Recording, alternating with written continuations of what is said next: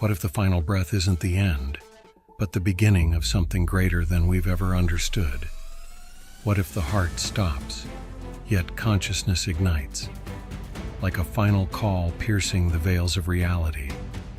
In a clinic in Canada, and later at the University of Michigan, doctors witnessed something that textbooks say should be impossible. Seconds after death, the brain flares up one last time, a storm of gamma waves, like a flash of light behind closed eyes. What happens in those 13 seconds between breath and eternity? And what if it's not a farewell, but a return? Welcome to Zeitgeist. It began quietly. In an operating room in Ontario, Canada, an older man unconscious, no measurable brain activity. Everything pointed to death. But at the exact moment his heart stopped for good, something unexpected happened. The EEG, which had shown no patterns for some time, suddenly burst into a storm of gamma waves, the highest, most conscious frequencies of the human brain. At first, doctors thought it was a technical glitch, an artifact.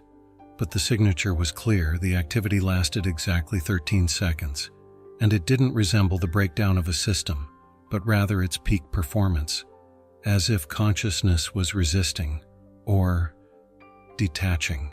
What followed wasn't published immediately. Too improbable, too risky for the clinic's reputation.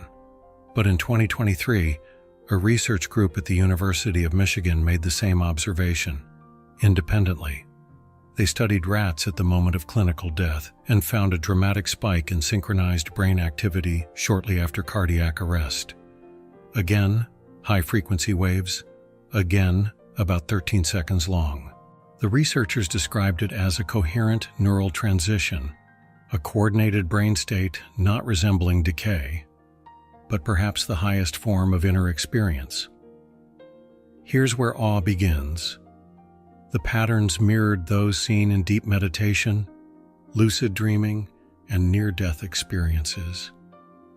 As if the brain, before switching off, opens a window, not inward, but outward. What is this window? A memory, a projection, or a passage? The 13 seconds between breath and eternity are not dark voids. They are a flicker, a call, perhaps a final glimpse into a deeper reality. And perhaps it's not the end, but the beginning of what truly matters. Spirit to spirit. When the AWARE study, Awareness During Resuscitation, was released in 2014, the medical world was divided. Led by Dr. Sam Parnia, the study analyzed over 2,000 cardiac arrest cases and documented multiple reports of awareness during a time when EEG showed no brain activity. One case stood out. A man who was clinically dead for 3 minutes, no brain function, yet accurately recalled events in the room. Researchers confirmed his account matched the timeline, sounds, and actions precisely. If the brain is out of power, how can experience still arise? Asked Parnia. No answer, but the question could no longer be ignored. In 2022, the topic resurfaced with even deeper technology. At the University of Michigan, ultra-high-resolution EEGs were used on dying patients who were organ donors. In 4 subjects, researchers observed a sudden burst of high-frequency gamma waves after cardiac arrest. Waves usually associated with consciousness, spiritual experiences, or heightened awareness. They called it a burst of synchronized activity, a mental flash, a final spark. And this occurred after the heart had stopped beating. In 2023, Berlin's Charité Hospital also published observations of critically ill patients under constant monitoring. In several cases after clinical death, no heartbeat, no breath, no measurable EEG, there was a return of coherent brain oscillations. It was as if the system awakened for a moment, said one researcher. They suspect this activity may not originate from the brain itself, but from a deeper systemic field. Some called it a field of the beyond, an informational layer beyond biology. So what is it? A neural echo, a memory, or a flash of the true self beyond the physical body? Several studies compared these patterns to near-death reports. tunnel perception, life review, a light that loves. The neural signature is similar to states seen in deep meditation, DMT trips, or REM sleep.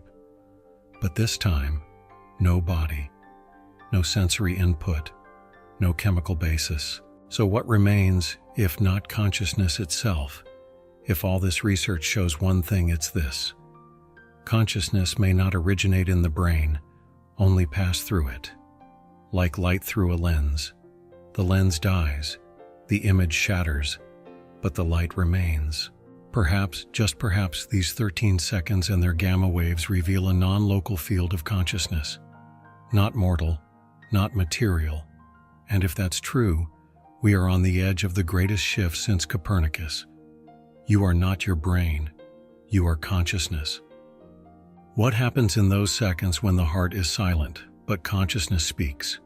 More and more near-death experiences, NDEs, reveal a striking pattern during this exact 13-second window, the time after the heart stops, before brain collapse. People report not darkness but clarity, not fear but peace. Almost all begin with suddenly leaving the body, a view from above observing. They see themselves on the operating table, hear conversations, and recall details later confirmed by medical staff. These experiences occur when measurable consciousness should be absent. A core element across cultures is the light, not blinding but warm. It is intelligent, they say. It knows them. It loves them. Often appearing at the end of a tunnel, not narrow or scary, but a passage into something greater. Some say time stopped. Others speak of voices, sounds, or deep knowing without words, just a feeling. I was home. Dr. Mary Neal, an American orthopedic surgeon who was clinically dead after a kayak accident, said, "I was surrounded by beings of light, and I knew I had always belonged to them." What stands out? The similarity of reports. In the 2001 Lancet study, Dr. Pim van Lommel, over 300 patients were surveyed, regardless of age, religion, or education. 62% described the same phenomena: light, tunnel, life review, oneness, love. The IANS database, International Association for Near-Death Studies, analyzed over 1,000 cases and found the same. Even children, like Colton Burpo, who described a sister his parents had never told him about, echo these patterns. No vocabulary, no prior influence. So the question arises, how is it that people from Japan, Mexico, Germany, or Ethiopia report the same steps, same feelings, same presence of light? Is it biology, a cultural archetype, or a glimpse into a greater reality? Some scientists now propose a consistent architecture of consciousness, a mental topography that exists beyond biology. Like all bodies speak different languages, but share the same DNA, so too might consciousness express the same experience across cultures when it detaches from the body. And maybe, just maybe, this moment of being home is not the end, but recognition, a return to what we truly are. Not a dream, but the awakening. What if it's more than just poetry? That a gate opens when the final breath leaves the body. Countless traditions around the world reference a small window of time, just seconds, in which the soul departs the body. Spiritual traditions, shamanic knowledge, and ancient scriptures agree. The transition doesn't happen sometime. It happens almost instantly and consciously. The soul hesitates, observes, decides. In the Tibetan Book of the Dead, Bardo Thodol, read aloud to the dying, the soul's journey begins immediately, in 3 stages described with exact timings. The first is the clear light state, beyond form, space, and time, where the soul recognizes or flees from itself. The Egyptian Book of the Dead depicts a similar transition. The soul leaves like a bird, guided by Anubis through gates of the underworld, thousands of years old, yet matching modern near-death accounts.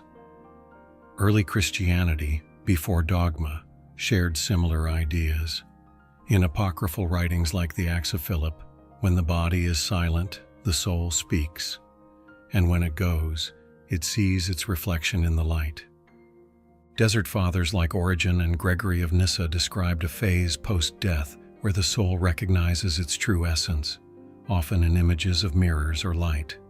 Shamans from Siberia, the Amazon, and North Africa all independently speak of the soul's breath, a moment between 9 and 13 seconds after the last breath. Externally, the body is dead, but the soul lingers. They say those who pray, sing, or open their heart can guide or accompany the soul. Hospice reports mirror this. Some say the dying wait for someone before leaving. Perhaps it's no coincidence that this phase is known across the world. Perhaps it is a universal window, a space between worlds, where we are neither alive nor dead, but truth is visible, where the soul senses what it truly is, not flesh, not thought, but light in motion.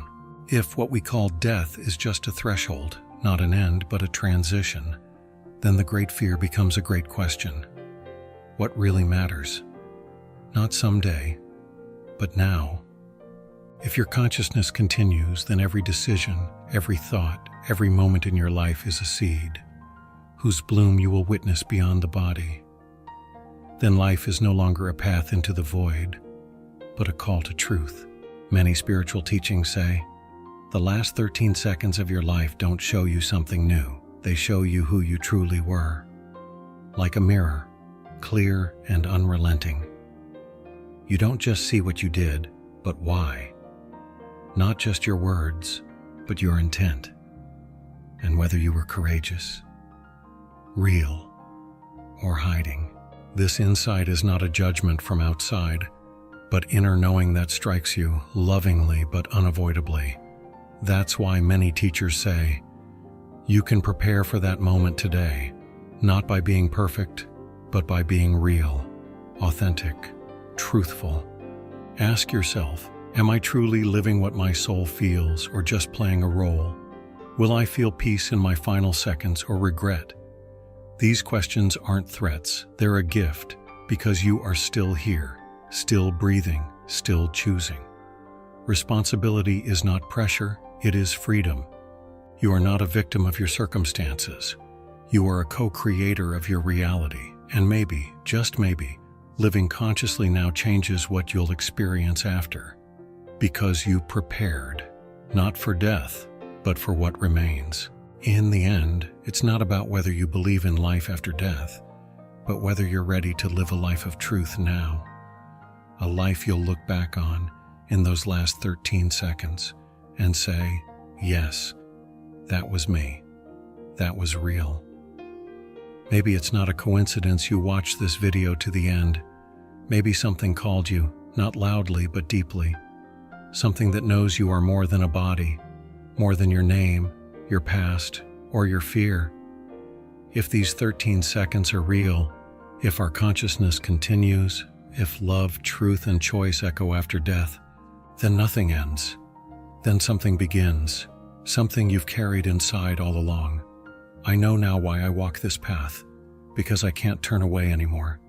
Because something in me, perhaps God, planted a voice in my heart and a light to guide me, not for answers, but for connection with you, with what remains, with the truth within us all. If you feel it too, if you want more than just to survive, then come with us. Subscribe to Zeitgeist. Share this with someone who remembers, not for me, but for what connects us, spirit to spirit. Your Zeitgeist.